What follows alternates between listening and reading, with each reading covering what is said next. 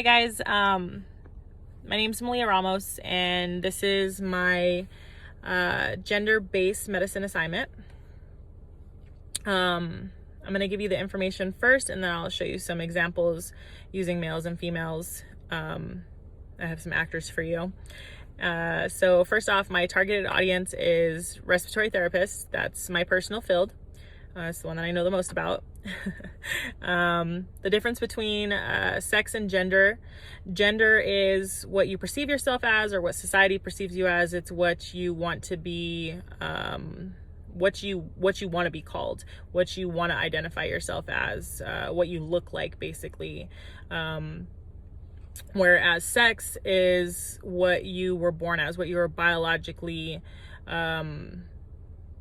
made with, X chromosomes, Y chromosomes kind of thing, and mostly talking about the reproductive system. So that's what sex, the sex definition is. The biological and behavioral differences between males and females that are crucial with providing providing the correct care for RTs are basically no matter what you are, boy, girl, transgender, bisexual, gay, lesbian, whatever you identify as, whatever you want to be, you still need to breathe.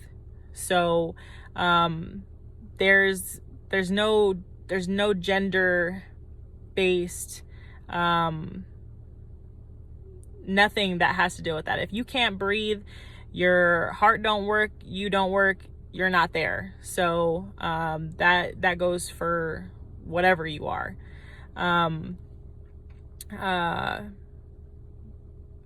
As far as biologically, the only thing that I could really find that had to deal with males and females is the formula body mass index, and for tidal volume there is a different number that is used in each formula. One is for females and the other is for males. That's just how the formula is. That's how you find it. That's one of the things that I did find that was gender based biologically.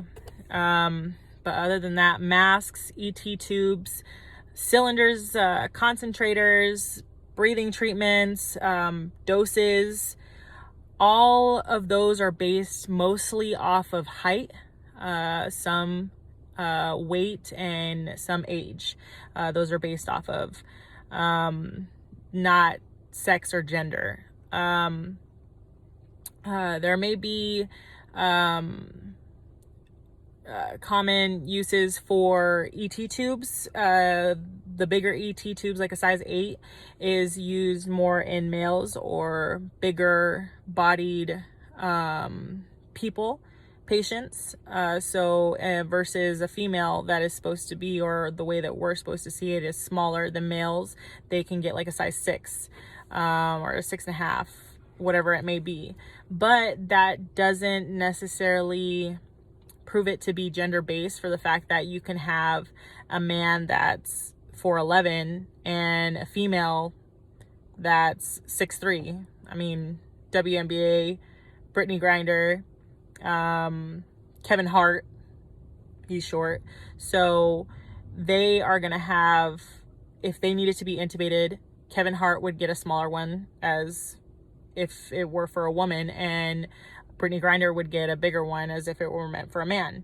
So it's not technically gender based, but in society and in the world, that's what it's assumed to be most of the time. And then the other thing so that's basically for biological. For the behavioral difference, certain treatments like it's called PDMP, where RTs pound on various parts of the patient's body. Female patients may not want a male RT to pound on their chest, just for the fact that they have breast, and maybe they don't feel comfortable with it, even though the RT is supposed to be professional and show common decency and cover up what they're able to cover up during these treatments. A patient can still have that behavior and feel that they don't want a male to touch them. Transgender that claims to be female or that identifies as female, anything like that. Same thing with men. Some men might not feel comfortable with a female RT seeing them with their shirt off. It's just it's an emotional, behavioral type sense for the patients, which is something that RTs can run into. We're trained to be very professional about it. We're trained to cover up as much as possible with rags, gowns, whatever we're able to use, and still get the treatment done.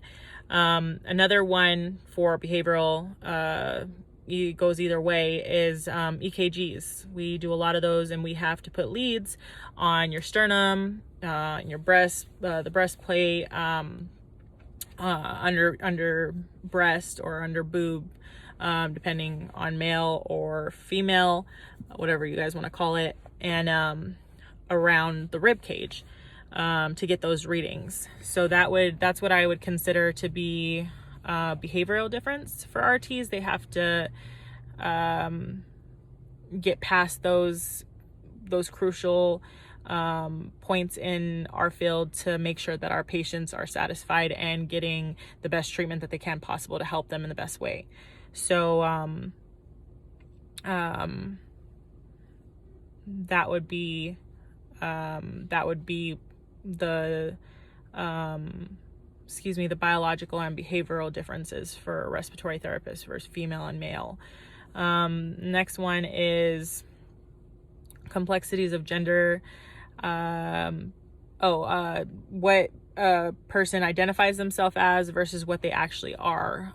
If there's medications that we have to know versus their biological sex, or if they just identify as this, and with that, there's not a lot of medication or risk factors for medication, for respiratory medication, for the fact that they all have the same side effects, whether you're male, female, whatever you decide you are, or whatever you actually are. It affects your heart rate. Your heart rate can increase. You can get shaky, you can get dry mouth. All of those are from breathing treatments, and they affect both genders same. It could be one or the other, it could be all. It doesn't have a preference. The medication doesn't have a preference.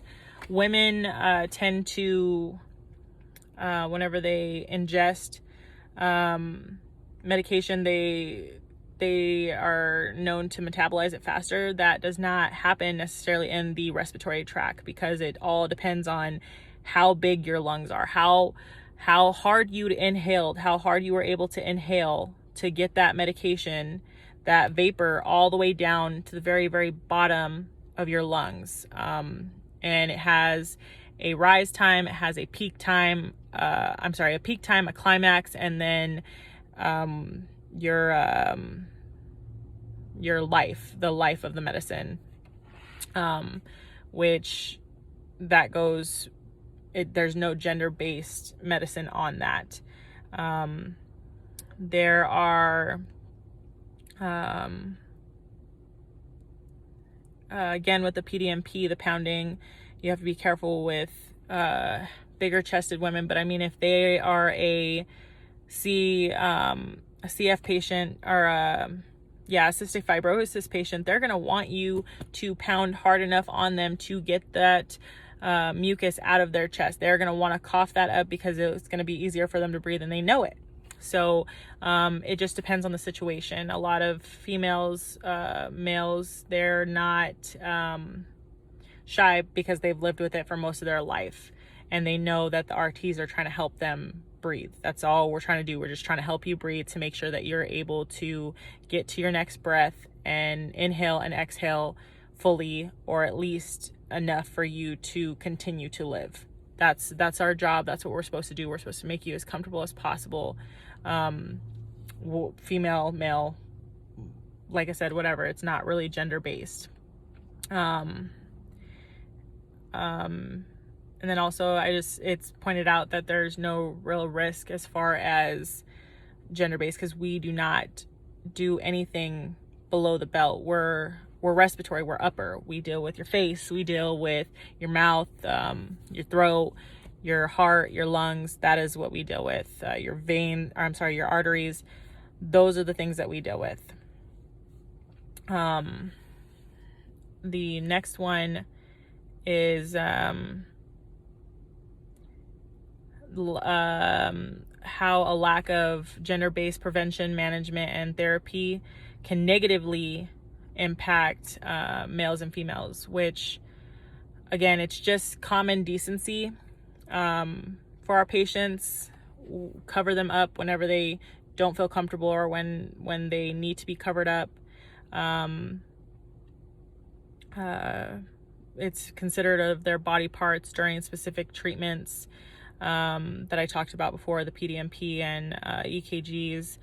But everything that RTs do there's nothing that's 100% gender-based, like I said, other than the equation that has to do with tidal volume for the BMI. That's the only thing that I know that's gender-based, that has two specific ways, one for female, one for males biologically. Other than that, it really has to do with whether you're an adult, adolescent, a toddler, newborn, the geriatric age. It's more with age, height, and body weight, just because the doses can affect you differently if your lungs are bigger or if they're smaller, or if you're 2 months versus 25. They're not going to give a newborn a high dose of racemic epinephrine because it makes their heart rate increase, and newborns already have an increased heart rate. Another difference is athletes. They have a slower heart rate, so it may look like it's normal, but really something is wrong, and we don't know that until we figure out if they're taking medicine or if they run a marathon every month. That would be a difference. That would be something that we would have to pay attention to, not a lot with gender. The next one is identify new approaches to gender-based care, trainings, changing clinical procedures, altering therapies, drug development. So basically, it's the same thing, just being considerate. Show it like there's ways that can be shown to cover a patient when needed, to make them feel more comfortable. But it's just being a caring healthcare worker, a medical field worker, and caring about the patient, letting them know that you're there to help them. Be respectful, find out what they identify as, Mr. or Mrs. Do you go by Pat, Peter? What would you like me to call you today? Always be professional, last names as much as possible unless said otherwise. But there's not a lot of things that we would necessarily need to pay attention to just for gender base. So that was all of the questions that were answered. I know I kind of gave a long explanation for some of them, but I will go ahead and show you how RTs treat patients that are females versus males now. Thank you so much. So this is an oxygen index. It's not gender based. It's based off your measurements as far as your PaO2, MAP, anything like that. This is for inhalers. It's not gender based. It's just a chamber that helps you get the medicine deeper and more medicine into your lungs. This is a pulse ox. You can go on a finger, thumb, toe, just to get your measurements. And this is a stethoscope just to hear breathing, lung sounds, all of that. I know that. So what I'm going to be doing, these are my actors. This is my daughter, my nephews, and my niece.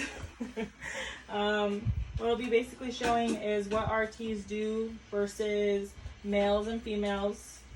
No matter what it is, no matter who you are, we do the same exact thing, we give the same exact care. Let me see your finger, Lily. Can you see it? Yeah. Yes, and still. Okay, so you got 98 for your oxygen, your SpO2, and your heart rate is 126. It's going fast because you're crazy. Let's see yours. You want to do it too, George? Can we do our heartbeats too? That's your heartbeat. You want to listen to your breath sounds? Yeah. Yeah? Me Okay. too. You gotta stand still so I can get it. Okay, so you're 98 and your heart rate is 95. Okay, so now, Heartbeat. hold on, I gotta do the kids. No, I'm gonna do this one. I'm gonna listen to you, okay? Come here. Just tie up. Ready? I'm gonna go underneath your shirt. Is it cold? Ready? Take a deep breath, go. Again? Yeah. Do it. Okay, turn around. Mom, Take a you're deep a breath. good doctor. So. Take a deep breath.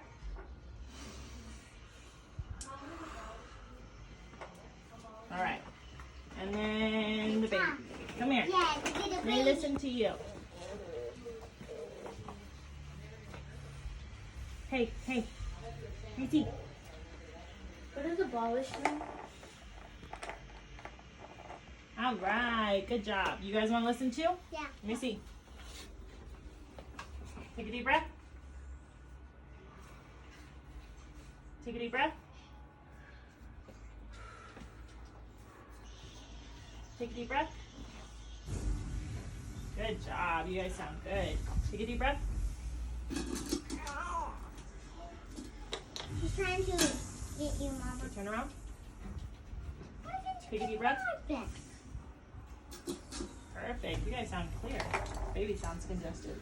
So this is what we do to all patients. We check their stats, we check their respiratory, breath sounds, anything along those lines that we need to figure out what medicines to give them, what diseases they have. That's what we do. It's not gender-based, other than the things that I've already explained. And I hope you guys liked the video. I hope you guys liked my actors. Say thanks, guys. Say thank you. Thanks,